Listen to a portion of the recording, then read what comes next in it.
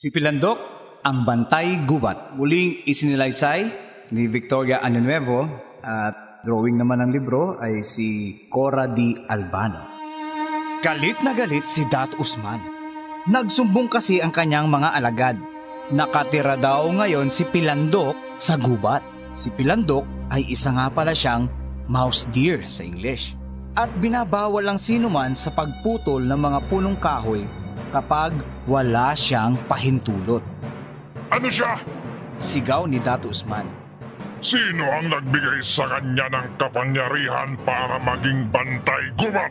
Kaya inutusan noon din si Sabandar, ang matapang at mabagsik na si Sabandar, para hulihin si Pilandok.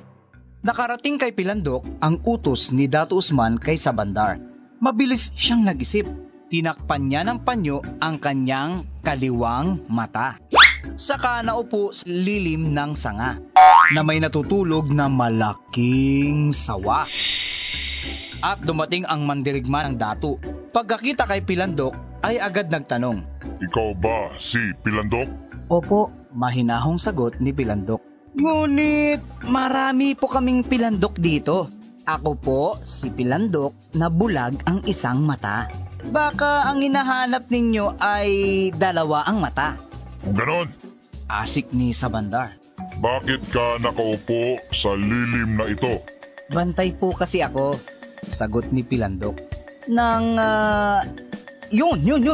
maharlikang sinturon. At itinuro ang natutulog na sawa sa itaas. Magagalit ang sultan ng gubat kapag iniwan ko ang maharlikang sinturon. Kumislap ang mga mata ni Sabandar. Pagtingin sa sawang nakapulupot sa sanga, Akin na ngayon ang maharlikang sinturon. nasasakim na wika niya at kinuha ang sawa para isuot sa kanyang baywang. Wag po! Wag po! Tutol ni Pilandok. Papatayin po ako ng sultan ng gubat kapag nawala ang maharlikang sinturon. Ngunit tumawa lamang si Sabandar at nagmakaawak si Pilandok. Maya-maya, biglang nagising ang sawa at nilingkis ang mandirigma. Nadurog ang buto ni Sabandar sa lingkis ng maharlikang sinturon. Dahil kasi doon, lalong napuot si Dato Usman. Magsama ka ng mga kawal. Utos ng dato sa magilas na si Sumuson.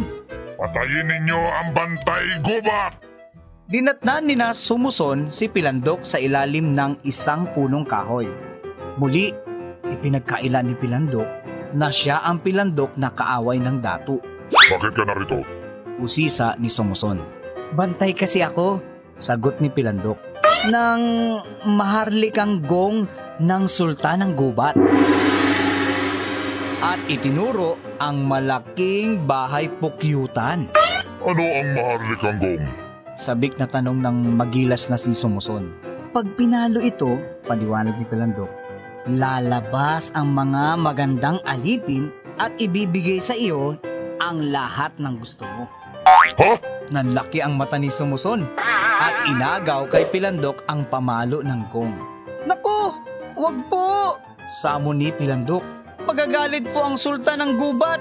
Papatayin po ako pag may gumamit ng kanyang maharlikang gong. Eh bakit ka pauhuli sa kanya? Payo ni Sumuson. Magtago ka! Ngunit ayaw pa rin pumayag si Pilandok. Hindi binitawan ang pamalo ng gong. O sige, Sa wakas alok ni Sumuson. narito ang sansupot na salapi kapalit ng pamalo ng maharlikang gong. At noon lamang pumayag si Pilandok at dali-daling tumakbo paalis. Agad binalo ni Sumusong ang gong. Tulad ng dapat asahan, nabiyak ang malaking bahay pukyutan at naglabasan ng 1,000 galit na pukyutan. Namaga ang katawan ni Sumuson sa masasakit na kagat ng 1,000 mga bubuyog. At siya po nagtatapos ang ating kwentong Si Pilandok, ang Bantay Gubat.